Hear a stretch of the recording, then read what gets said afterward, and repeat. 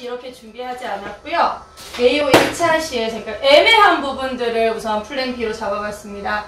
A5 1차 시에 어떤 도움이 필요할까요? 워크북을 보고 친구들이랑 먼저 이제 처음 만나는 날이잖아요. 심플머신을 처음 만나는데 아이들은 제일 먼저 이제 교보 상자 열지 않고 워크북과 교보를 보여준 다음에 워크북을 넘겨서 문제점을 이제 살펴보는 거예요.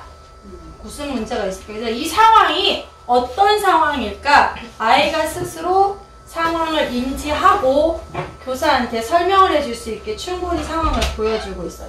그러면 여기에서 여기 이제 내가 이 안에 주인공에 대해서 들어간다라고 아이들한테 가정을 하고요. 내가 여기에서 도움이 필요한 사람한테 도움을 주는데 지금 상황에서는 사람이 도움이 필요한 게 아니고 높이 올라가 있는 고양이가 도움이 필요한 거잖아요. 아이들이 처음에 그림을 봤을 때 이걸 이해하지 못하고 계속 보고 있으면 동물을 먼저 찾아보자. 그러면 사람을 찾아보자. 사람을 찾아봤더니 어떤 사람이 놀란 표정으로 당황스러운 표정을 짓고 있네. 왜 그럴까? 그럼 애들이 얘기해요. 고양이 주인인데 고양이가 높은 곳에 올라가서 고양이를 내려야 되는데 내려오지 못하고 있어서 도와줘야 된다고 얘기를 해요. 그럼 이제 아이들한테 그럼 우리가 이 고양이한테 도움을 주기 위해서 이제 심플머신을 열지요. 열면 기초기계에서 아이들이 올라왔기 때문에 처음 만나는 시스템 사이즈잖아요. 신기해서 이제 막 다 꺼내는 거예요. 다 뭐 기어도 만져보고. 그래서 아이들한테 처음으로 지금 계획안에 보시면 쉽게 만날 수 있는 사다리를 만들어 보자고 해요. 근데 아이들의 마음에는 기어도 눈에 보이지 돌을 해도 눈에 보이지 하니까 친구들은 뭐 다 그런 건 아니지만 사다리를 만드는 친구들이 있고 사다리를 만들고 나무를 만들어서 저희 테마 건축이랑 같이 하니까 고양이를 올려주고 그 고양이를 구해주러 가는 친구들이 있는 반면에 대부분이 제가 수업한 남자아이들은 고정되어 있는 사다리를 좋아하지 않았어요. 우선 심플머신 속에 처음 보는 작은 도르래가 들어있으니까 얘가 먼저 보여. 그리고 막 기어 울퉁불퉁할 때 이게 보여. 이거에만 관심이 있는데 애한테 움직이지 않는 사다리를 만들자고 하니까 안 좋아하더라고요. 그래서 그러면 그 옆에 있는 사람은 어떤 사람인지 워크북에 있는 옆에 있는 사람을 이야기해주고 그 사람이 지금 저는 소방관이라고 가정을 했어요. 소방관이 하는 또 다른 일에 대해서 설명을 해준 다음에 소방 사다리차를 이제 있는 책을 보여주고 아이들이 만들 수 있게 이야기를 해주는데 이 첫 찰시가 이 다음에 이어지는 게 기어 파트거든요. 그래서 저는 아이들이랑 소방 사다리차를 만들고 기어를 살짝만 움직여서 조금씩만 움직일 수 있게 만들어주고 뒤로 젖혀지진 않고 그래서 너가 쓰고 싶은 기어도 사용해보고 도르래도 사용해보고 자동차도 만들어서 고양이를 구할 수 있는 사다리차를 만들어 주었습니다.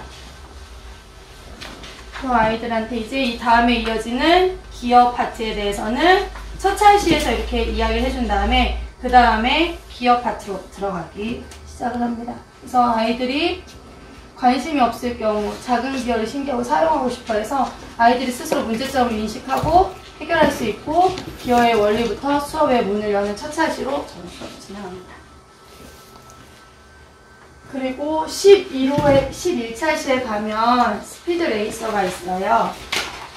제가 잡은 것들은 조립카드가 제공되지 않고 아이가 스스로 생각을 해서 모형을 만들어내야 되는 부분들을 주로 타겟으로 잡았어요. 보면 저는 역시 항상 워크북을 만들어낸 사람이 다 이유가 있잖아요. 그래서 우선은 주어지는 상황을 어떤 상황인 것 같니 얘들아? 지금 이 그림은 어떤 그림인 것 같아? 운전하는 레이서가 자기가 1등을 하는 꿈을 꾸고 있고 트로피를 받으려고 한대.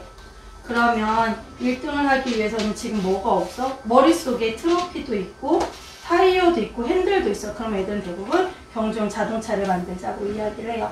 근데 이 경주용 자동차를 만드는 아이들은 바퀴와 축을 앞에 다 해서 이해를 하고 고카트를 만들어서 자동차의 구성 요소가 인지가 돼 있어요. 우선은 1차원적인 조립카드를 보고 3차원 모델링이 다 된 애들이고요. 자기 힘으로 움직이는 자동차를 좋아하지 않는 아이들.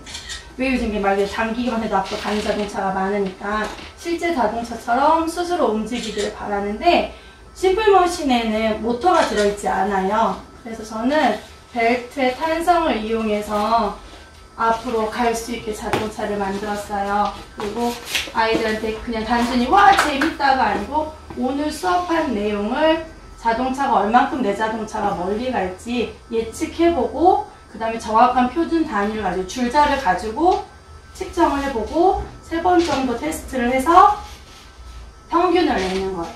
그리고 자동차 속도가 점점점 줄어드는 부분이 있을 거예요. 그럴 때 이제 마찰력이 생기는 곳이 어디인지 알아보자 라고 이야기를 해서 고무줄 자동차 작동법을 아이랑 교사랑 번갈아 가면서 3번 정도 실험을 진행을 해요. 자동차가 도착하는 것을 측정하고 누구의 자동차가 멀리 갔는지 많은 힘을 이용했는지 알아보는데 여기에서 주의점 절대 아이들을 이겨서는 아이들이 내 힘으로만 밀어서는 재미가 없으니까 고무줄의 동력, 고무줄의 탄성의 힘을 얻어서 앞으로 갈 수 있게 플랜 1은 그냥 수동 자동차지만 플랜 B는 힘을 이용해서 앞으로 갈 수 있게 저는 플랜 B를 잡아봤습니다. 이 고무줄 자동차에 보면 제가 응용편을 해서 이게 우리 저희 테크머신에 보면은 풍선 자동차, 바람 자동차 있어요. 그거 끼워서 삐복삐복 이렇게 바람 넣는 것만 있으면 풍선이 쪼그라들면서 자동차가 앞으로 가거든요. 네. 테크머신은 잘 안 가. 그러니까 테크머신은 잘 안 가는데 아이들이 이 자동차를 만들 때 우선은 스피드 레이서 경주용 자동차의 특징을 알고 앞은 뾰족하게 해줘야 되고 몸은 낮춰야 되고 무게를 많이 실으면 안 되는 거를 스스로 인지를 해서 만들게 하는데 더 재밌게 한다면 전 이건 이벤트 수업으로 한 번쯤은 벨트 자동차는 쉽게 할 수 있지만 얘는 좀 손이 많이 가거든요. 우선은 재미있어야 되잖아요. 그러니까 재미를 위해서 저는 집에서 근데 제가 연구 결과가 없으면 재밌다라고 감히 말을 못하는데 집에 3학년 애가 좋아하더라고요. 이거 되게 단순한데 이거 되게 재밌다고 계속 하더라고요. 그래서 아 네가 재미있으면 너보다 더 어린 연령도 재미있겠구나 라고 판단을 했고요. 그래서 풍선 자동차도 한번 응용을 해보면 좋을 것 같습니다. 제가 마지막으로 준비한 수평 잡기입니다. 수평 잡기는 기호 1찰 시에 지뢰가 시작되는 첫 찰시가 수평 잡기라고 되어 있습니다. 아이들이 지뢰를 처음 접하는 경우에 아이들이고요. 애들이 저도 지뢰를 이해하는 게 굉장히 어려웠어요. 아직도 솔직히 완벽하게 마스터하지는 못했는데 지뢰의 원리를 굉장히 어려워해요. 그리고 용어 자체가 점이 3개지만 이 점 3개를 들으면 좋아하는 아이도 있지만 이게 딴 데 보는 애들 있어요. 우선 점점 멀어지는 거지 마음에서. 네, 점점 진짜 멀어지는데 워크북에서 제시되는 모형 제가 지금까지 수업을 해본 결과 그렇게 재미있는 모형은 아니에요. 받침점과 작용점의 거리를 계산을 해서 힘점과 멀어지는 곳에 적은 힘으로 또 이 워크북은 되어 있지만 이렇게 하나로 했을 때는 그런 효과도 안 나올 뿐더러 수평 맞추기가 굉장히 어려워요. 그러면 애들은 지뢰 시작했는데 진짜 지뢰 이제 덮고 싶은 거예요. 너무 힘들어서. 제가 그래서 그 아이만 그런가? 근데 지금까지 수업을 해본 결과 그 아이만 그런 게 아니더라고요. 그래서 전 제일 중요한 게 이제 수평 잡기 하는데 실제 모델을 갖고 가서 손 위에 올려놓고 수평점을 찾아보는 제일 먼저 수평이라는 말을 설명을 해줘야 되잖아요. 어느 한쪽으로도 기울어지지 않고 양쪽이 똑같이 평평한 상태라고 얘기를 해요. 평평한 상태. 그러니까 저는 항상 평평한 상태에서 같이 이렇게 해주는 거예요. 수평을 이루는 거예요. 무거워지면 안 돼. 그래서 우리 친구들한테 그렇게 수평을 인지를 시켜주고 이 모형을 만들어요. 1차는 만들어요. 만드는데 아이들이 어려워해서 그러면 선생님이 우리 친구한테 맛있는 사탕을 주려고 준비를 했어. 이 사탕의 무게를 너가 맞추면 선생님 우리 친구한테 줄 건데 이게 얼만큼이든 얘랑 똑같이 부리게 개수를 해서 무게를 맞춰야 되는데 이거 어떡하지? 명란아 선생님은 아무리 해도 어떤 게 무거운 건지 모르겠다. 그럼 혹시 너 앞에 이제 워크북 앞에 6개의 그림 있잖아요. 무게를 재는 물건의 이름이 뭔지 아니? 저울이라고 아이들이 이야기를 하지요. 집에 있는지 한번 보고, 우리 집에 뭐 요리하는 엄마들 계량절서 뭐 부엌에도 있어요. 몸무게도 잴 수 있어요. 뭐 곡식 재는 저울 뭐 저는 박물관에 가서 봤어요. 이렇게 이야기. 그러면 이제 우리가 그 저울을 가지고 올 수 없으니까 한번 만들어 보자 해서 양팔 저울을 만들어 주는데, 어떻게 보면 굉장히 심플하고 단순해요. 그래서 심플 머신입니다. 심플하고 단순해야 아이들이 복잡하지 않기 때문에 여기에 몰입을 하지, 점점점 그 연령이 커가면서 확장은 같이 되지만 이 연령은 복잡하면 안 되는 연령이거든요. 아직은.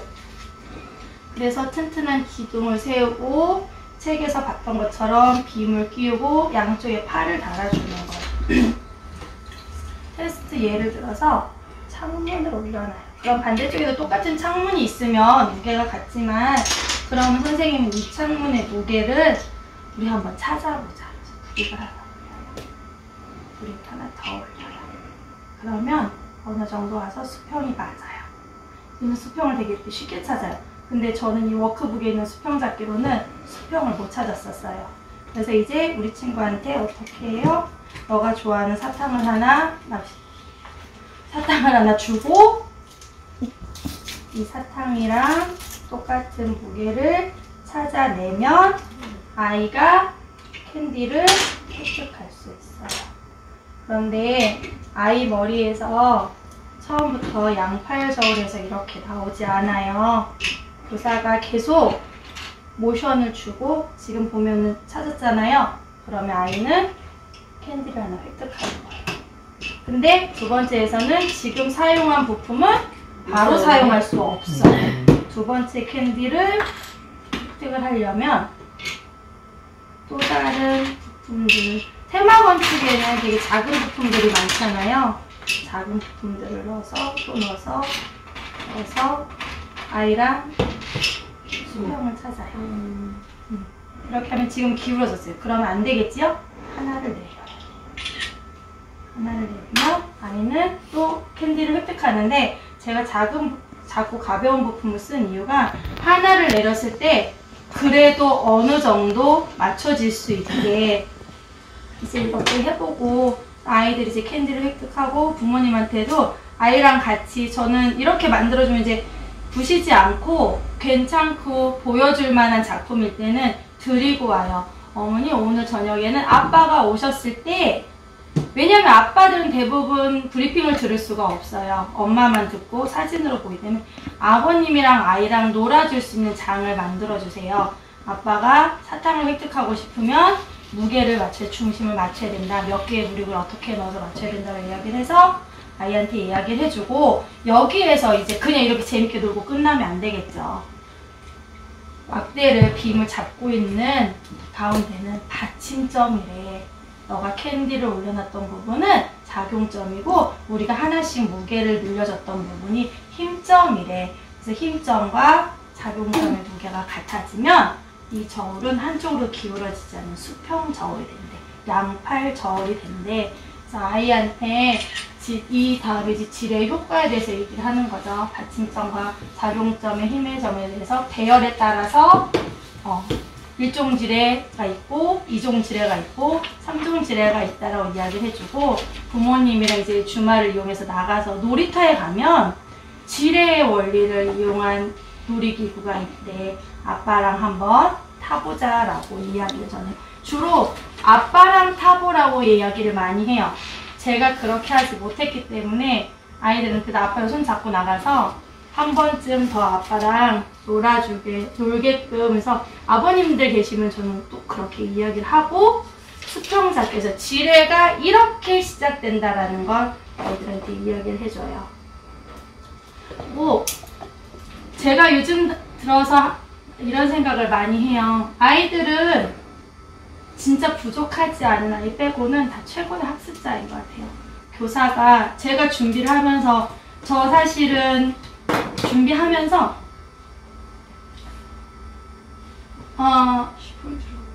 내가 아는 만큼 아이가 나랑 교감이 되는 만큼 걔의 흥미를 끌어내줘서 함께 수업을 하면 아무리 힘들고 재미없는 차시여도 굉장히 재미있는 수업이 되더라고요.